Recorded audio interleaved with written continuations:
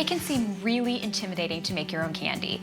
Thermometers are involved, tempering chocolate, but it's really simple, and I'm going to show you how to make some delicious candy using things that are probably laying in your pantry.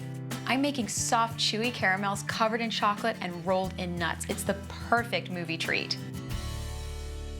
To start, I'm going to measure out my ingredients, and I have white sugar, brown sugar, cream, and a little bit of salt. That's it. So first, I'm going to measure out a cup of white sugar and a cup of brown sugar. I love this recipe because I'm using brown sugar as well as white sugar. The brown sugar gives it this sort of deep, rich, mapley flavor that is so good. So right into the pot it goes. And now I'm just going to pack my brown sugar, just by pressing it down lightly. And you don't need it to be a hockey puck, you just want it to really condense into the cup. So a little more to top it off. That looks good. In it goes.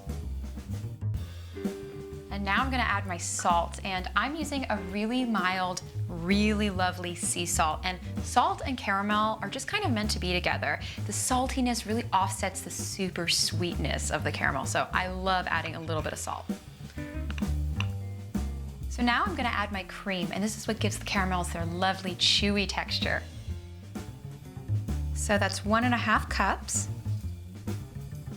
And this is to make a really thick, moldable caramel. This isn't for a caramel sauce or anything that I want to be runny. I want it really nice and thick. Okay, I'm gonna give this a stir, and then I'm gonna pop it on the stove.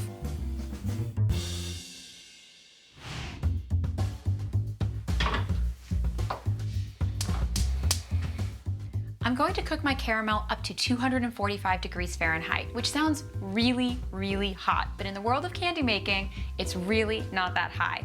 This is going to be at a softball stage, which means it's going to be really melty and moldable, and you can roll it in your hands. Toffee, for instance, is really brittle because it's cooked to a much higher heat, about 300 degrees. So that's called a hard crack because it cracks.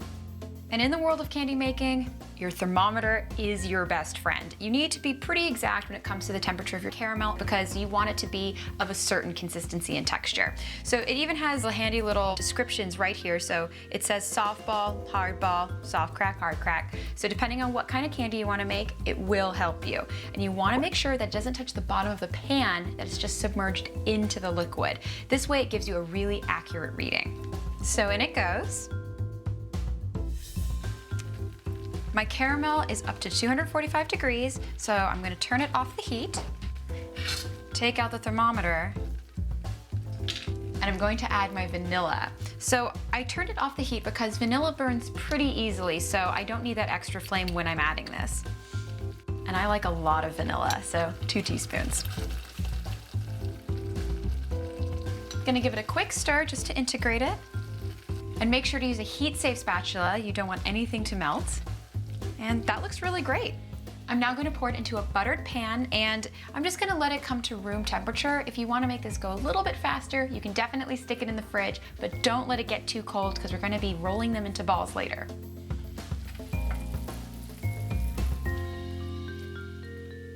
Well, this looks great. I'm going to let it cool and then get to making candy. My caramel is room temperature, so it's ready to get turned into little balls about the size of a marble. To start, I'm gonna grab my spoon. This is gonna help me scoop out my caramel. And this is very sticky stuff, so I'm gonna spray this with a little bit of canola oil just to make sure it doesn't get stuck. Okay, that's about right. So you can see, really tacky, really chewy. I'm just gonna roll it in here, and if you find it at all sticky, just put a little bit of oil on your hands, but because we put it in a buttered pan, it shouldn't be a problem. Well, that's a perfect bite.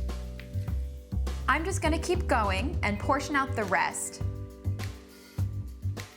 Well, my caramels look ready to go, so I'm gonna pop them in the fridge to chill because I'm going to put them in warm chocolate later.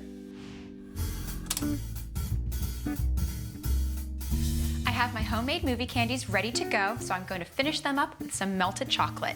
And what you see here is I melted my chocolate using a double boiler or a bain-marie, and it's really simple. I just make one at home. I use a glass bowl and I put it on top of a pot that's filled with boiling water, and I let the steam do the work. So as you can see, beautiful and steamy, and the gentle heat from the steam melts the chocolate really slowly and gently so you don't get any discoloration. My chocolate looks beautiful, so let's get dipping. I'm using a fork to dip my caramels today, and the reason why is lots of drainage. So once I put them in the chocolate and get them evenly coated, I'm going to pop them into the nuts. And I have toasted almond and toasted pecan. You can use any nut you like. This is the fun part. Make it your own, choose flavors that you love. So let's grab one.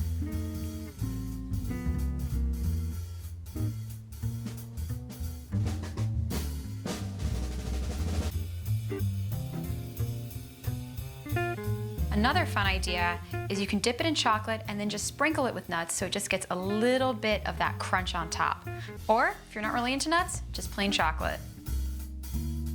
Well, all I have to do is pop my homemade candy into the fridge to chill until I want to have a bite, and this definitely is not a guilt-free treat, but it's movie night, so I have to enjoy myself.